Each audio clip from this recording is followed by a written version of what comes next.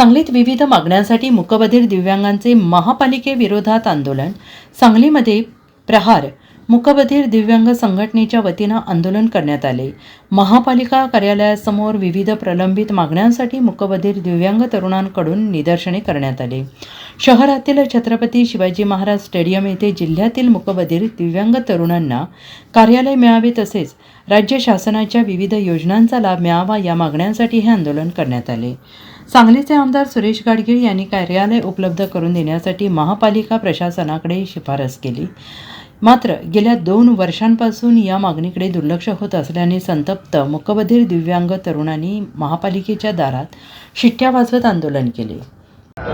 810 दिवसापासून महानगरपालिकेकडे आम्ही अर्ज करत होतो। मूकबधिर प्रहार संघटनेचे जे काय जागा कार्यालय उपलब्ध करून देण्याबाबत 2025 पासून आम्ही यांना पत्र पाठवलं। पहिला 2-3 वेळा त्यांनी आम्हाला म्हणजे पत्रातनं कळवलं की तुम्हाला जागा देतो।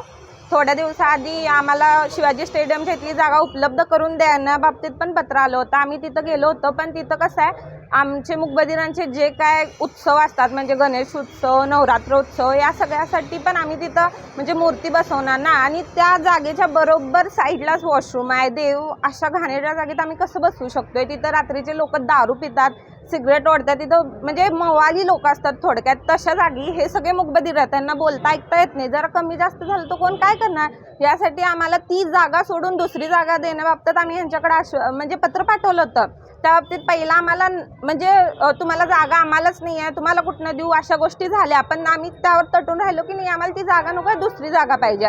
ते झाल्यानंतर आम्ही पत्र पाठवलेलं होतं 16 मार्चला, त्याच्यावर काही उत्तर आलं नाही। त्यामुळं आज चिठ्ठी आंदोलन केलं मूकबधिरांनी। आज आम्हाला इथं प्रमोद जे सर आहेत ना, त्यांना तुम्ही जाऊन भेटा, बोला, आणि काय होईल त्यावर आम्ही तुम्हाला निर्णय देतो असं आम्हाला उत्तर आलं आहे। तर आम्ही आता सध्या लगेच जाऊन त्यांना भेटणार आहे। बघू आता महानगरपालिका कसं काय आम्हाला सपोर्ट करते आणि कसं काय।